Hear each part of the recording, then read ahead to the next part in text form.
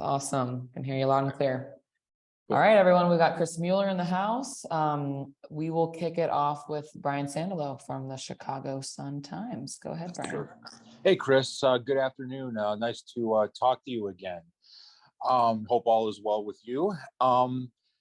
Just wondering, I think you and I have spoken about it, that last year was quite the grind for you physically, going straight from Scotland to the fire and everything. You had some time off finally. So how are you feeling right now physically? And just how nice is it to have finally a little bit of time to rest and recuperate for a season?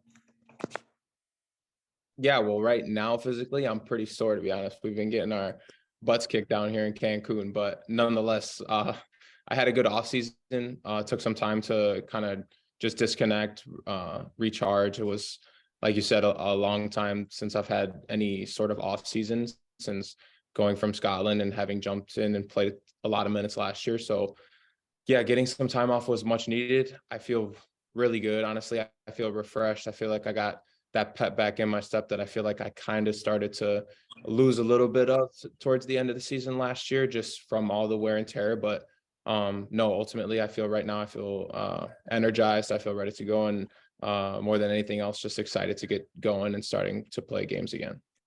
Is that something you and maybe other players like Shaqiri, for example, who did something similar, might underestimate or not realize is going to be such a challenge, going just from one league to another and not having really an off season? I mean, I think it's kind of part of it, where you can obviously bump around in this career. You always got to be ready and constantly be taking care of yourself. It comes with a lot of sacrifice off the pitch and making sure that you're healthy and able to play in all those games, all those minutes, all that travel. It's a testament to Shaq and to myself. I think that just the professionalism that's required in order to be able to perform at that level for that long is not an easy task, but it's something that's done constantly by players all around the world who are moving and playing in seasons back to back. So not ideal, obviously. You want to give your body time to recover and recuperate, but when it's needed, I feel like it's part of our job to step up to the plate and still do our best to deliver results. Thank you.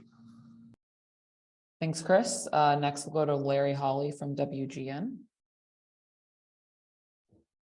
Hey, Chris, hope you're doing well and had a good off season. First of all, just about the off season, what were things you had to do to kind of get yourself focused back? And then as you look forward to that, what are some of the goals that you have now that you do have a full season right away here to start with the Fire? One of the things that I really needed, and I felt like I needed for the first time in my career and in my life, was just a break from soccer. I didn't want to watch it. I didn't want to play it. I didn't want to do anything for a week, 2 weeks. I went to Europe with my wife and just took some time to myself. And like I said, really just tried to reconnect. I went through a bit of a tough spell mentally, just in terms of with the game and coming back from Europe and some of the personal battles that I faced with that. So I really just felt like I needed some time away from the game. And that was, I think it reinvented a little bit of hunger in me and kind of gave me back that drive that has always driven me. Like I said, I've never needed a break from soccer. I've gone home every off season in the past since I was a rookie in the league and just gone straight to work and constantly am really pushing myself to the limits, grinding like all the time. So like I said, this was the first time in my life after playing for 3 years, because the year prior as well, when I was in Orlando, I had gone straight into national team camp in December, straight back into camp in January, and I didn't get an off season that year either. So it was close to 3 years that I went without taking any time off, for more than a week. So that break in itself was just massive for me, just to, like I keep reiterating, just recalibrate, reconnect with myself, recharge, get away from the world, turn off my phone, and just, get back to doing the things that make me happy and make me feel good. So yeah, now after I've gotten that break, I feel a lot better and I'm really optimistic about this year. It's been great to get back into camp here in Cancun with the guys. We got some new faces, which has been great. And it just seems like we're all a little bit more motivated this time around. Obviously wasn't around in preseason last year to see what the vibe around the locker room was like. I came in midway, so to get a full preseason with the guys is awesome. And, you know, we're shooting for big goals this year, as I feel like everyone should be. You know, every individual player should be shooting high. You know, they say if you shoot for the moon, the worst you can do is land amongst the stars. So I think that that's what we're trying to do here. We want to go for the MLS Cup as a team. We want to go for the Open Cup. We want to win the community, the supporter shield, sorry, and just continue to push the limits here. You know, I think that there's a massive opportunity right now in Chicago, just dying for a sports team to be good in the moment, right? There's a lot of the teams are struggling in Chicago, and I feel like that's just a grand opportunity for us to step in and really change the narrative for ourselves and for the organization to really take the club back to the top. So, you know, we've had conversations within the group and are really, really looking forward to being able to prove ourselves. Chris, real quick, how did you get away from soccer? How difficult was that? You mentioned you took a trip, but how difficult is that to really not focus on the game and be able to really step away and take that time to recover? It's massively important, you know, and like I said, for me in that moment in time, it was really easy for me because I was really needing the break. You know, I really have pushed myself the past 6 years.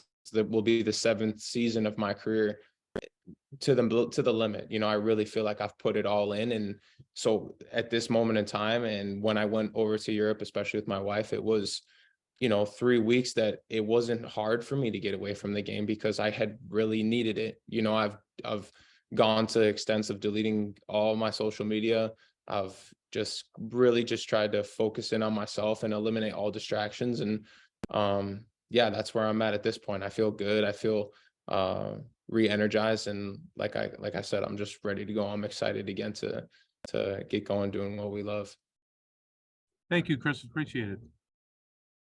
Thanks, Chris. Very inspiring. Appreciate you sharing all that. Next, we'll go to Jose Gudino from Conexión Deportiva. Hi, Chris. Thank you for your time. It's good to see you happy and motivated. But obviously that we can tell that you have a lot of goals with the Chicago Fire. But do you see yourself going back to Europe in a couple of years? You know, especially after seeing Gaga and Duran going to elite Premier League teams. Do you see yourself that? Do you have the goal of going back, or right now your future is just thinking of MLS and the Chicago Fire? Thank you.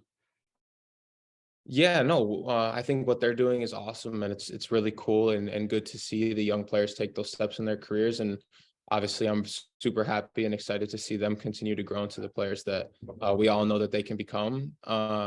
As for myself, obviously, right now I'm focused on the Fire, and like I said, bringing success back to the organization, winning a trophy for my hometown city would be an absolute dream come true. And I'm never gonna. I won't say I'm never going to say never, right? Like I'm not going to sit here and say, oh, I'm never going to go back to Europe, because life is going to change a ton by that time. It's something that I've learned is not to write your plans in pen, but to write them in pencil, because things just always change. That's the nature of the game. That's the nature of the beast, you know? So we'll see what the future ends up bringing. But all I can say right now is that I'm very, very happy and content right now with where I'm at in my role in Chicago. I'm absolutely loving being back with my family and being able to see my parents, being able to see my grandparents, hang out with my brother and my cousins. And, you know, I have a ton of support in Chicago. So to be home for the first time in my career and playing for Chicago has been, it's made me a lot happier than I could ever have imagined playing anywhere else. So, you know, with that, who knows what the future is going to bring. I don't know if I would go back. I think that the offer would have to be, you know, one that's just you couldn't turn down. But even then, I don't know. I really don't. So like I said, I'm never going to say never, but right now I'm just focused on this season, trying to make it my best one yet, trying to get back to playing my best football, trying to get myself back into the national team, and we'll see where it goes from there. But right now I just want to focus on Chicago, and for as far as I'm concerned, I'm staying here for a bit. Yeah, and speaking of the future, and you touched it briefly, national team, is that something that motivates you, especially 2026, you know, playing right here at home, you know, the United States? Is that something also that motivates you to go back to the national team? Yeah, 100%. That's one of my main motivators.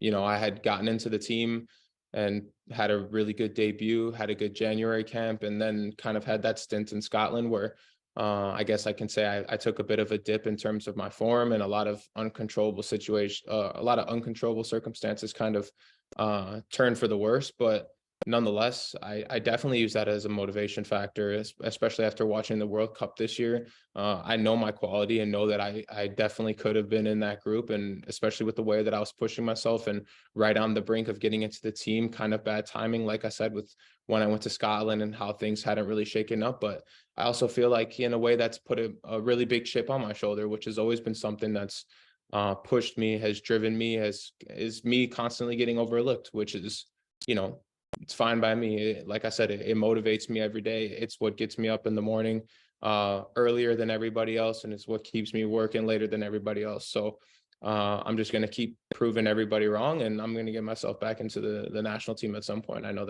that's for sure. Awesome. Next, we'll go to Nico Moreno from MLSsoccer.com. Thank you, Chris. Real quick, I wanted to ask two brief questions. One, I don't know if you've ever done preseason outside of the States, but, you know, what do you get? What's different looking at the opponents that you're going to face your preseason? And then secondly, last year, the team was doing so good on the attacking end with Durant.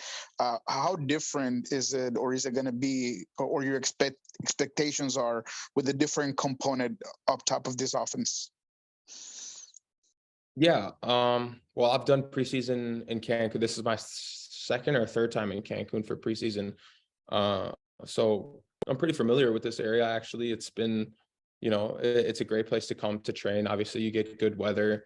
We have a good setup here at the resort, and it just gives the guys a lot of time together. So I feel like regardless of where you go to travel, as long as you got good weather and you're able to spend a lot of time getting to know your teammates, and especially the new ones, and building chemistry with the ones who have been there for the year prior, you know, I feel like those are all positives in that fashion. So what was the other question? I'm sorry. Oh, the team was doing so well with the run up top. Yeah. Right. Yeah, I feel like obviously losing Duran was a big piece. You can obviously see he had a ton of quality. He got bought by a Premier League side for a massive fee. So obviously losing that is not ideal, right? Like, we're going to have to replace that, and a lot of guys are going to have to pull weight in different areas. But I feel like the team is coming together in a strong fashion where, you know, regardless of the role of an individual, as long as the collective is strong and we can continue to build together, I feel like the team is going to outride any, you know, loss of an individual, because it's a team and not obviously an individual sport. So as long as we can continue to grow and build in the direction that we want, I have no doubt that we'll be successful regardless. Awesome. We'll take a couple more here. Next, we'll go to Omar Ramos from Univision Radio.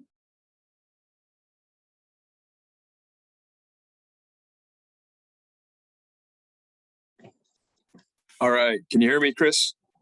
Yep. All right. Awesome. Chris, well, I'd like to say that we'd like for you to stay with the Chicago Fire, so please do so. The other day at SeatGeek, I heard you speaking Spanish. I had no idea that you spoke Spanish, so I was pretty impressed, man. Right on. I want to ask you about the unfortunate situation that happened with Anton Walks. Does that impact the way that you go about your off season when certain tragedies like that happen in professional sports? Yeah, no doubt. I mean, the guy was 25 years old. I'm pretty sure he had a kid, and you know, it just, I feel like it broadens all of our perspective just about life and what really matters to us at the end of the day.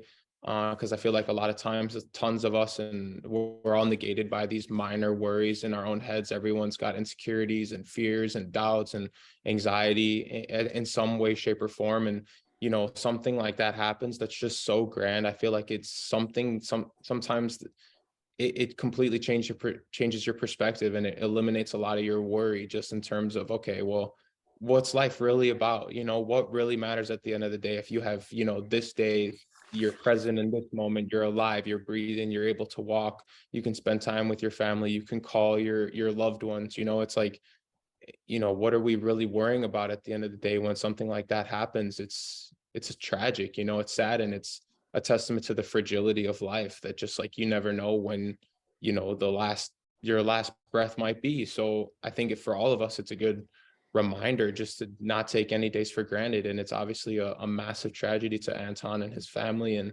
I can't even imagine what that team is going through, and the adversity that they're facing. And like I really just pray for his family that God grants them strength during this time, because as we will move throughout the season, sometimes you can see, not to say that you forget these things, but you want to keep them in the front of your mind. And for sure that family is going to struggle for a while, having lost maybe a kid losing their father, and a mother losing her son. It's terrible. So like I said, I think all of MLS supports the cause and wants to do whatever we can to help support them. But I know definitely I've been praying for that family myself, and just trying to use it to give us all a little bit more perspective, like I said, because it is just extremely sad. Yeah.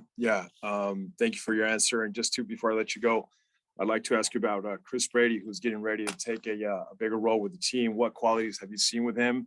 What's the vibe with Chris Brady? What are you guys seeing with the future goalkeeper? Yeah, I mean, we'll see. I think Chris obviously has a ton of quality. Kind of funny saying Chris because I'm Chris too, but no, honestly, I feel like he's a great kid, and like I said, he's got tons of quality, a lot of talent, a young player, and this is exciting for him. It's a great chance to step in and try and solidify that number one role. And you want to see guys step up to the plate and take on the challenges, right? It's not going to be easy. It's going to come with tons of ups and downs, just as a lot of all young players, you go through, you make mistakes, you learn, you get better, you grow. So, I'm excited to watch him in that, and hopefully he can step into it and just really embrace all of it. But no doubt he's a top talent, and he's going to have a big future ahead of him. So, yeah, I'm excited to watch it. Good stuff. Thank you.